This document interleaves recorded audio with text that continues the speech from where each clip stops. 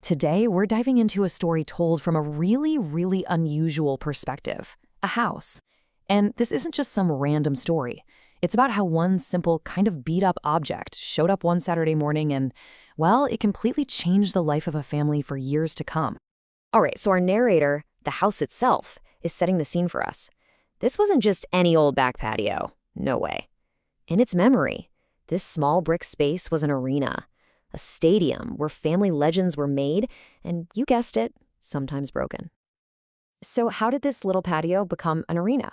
Well, it all kicked off with the arrival of one single thing, a regulation folding ping-pong table that was about to become the new center of the universe for this home.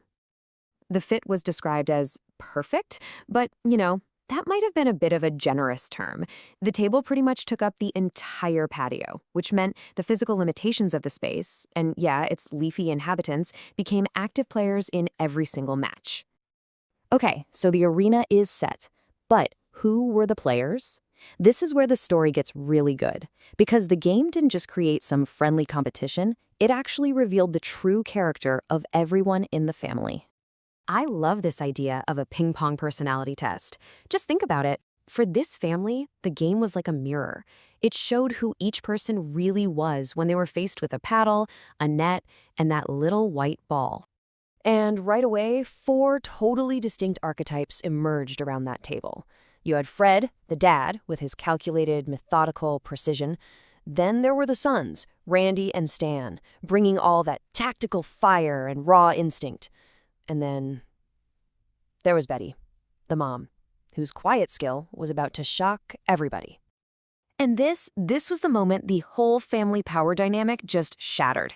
Betty, with her pen-hold grip and a backhand that was just devastating, wasn't just playing for fun. Oh no, she was the champion in waiting, and she instantly became the one everyone else had to beat.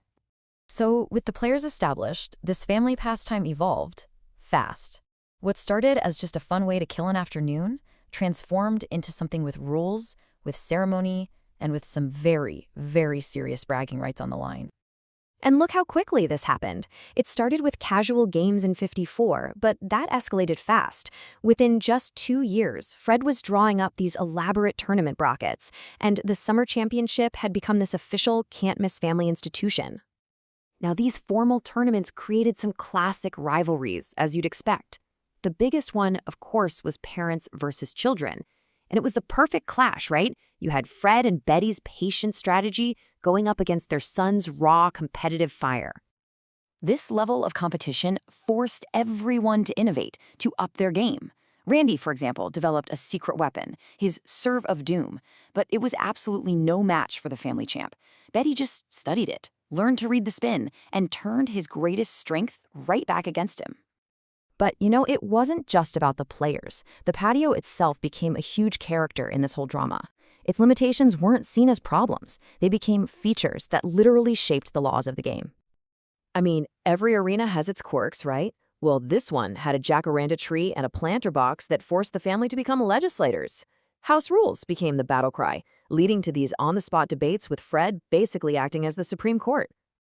And the dedication was so real, the most intense games, they didn't just stop when the sun went down. The back porch light would flick on, and you could just imagine the neighbors watching these dramatic silhouettes of a family locked in a high-stakes battle for ping-pong supremacy.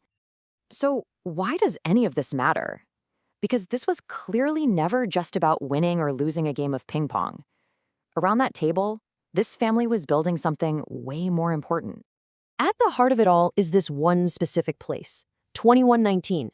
It's so much more than an address. It was the stage, the entire world, where a simple ping-pong table became this incredible tool for competition, for connection, and for creating memories that would last a lifetime. You could almost say the game gave them a framework for life lessons.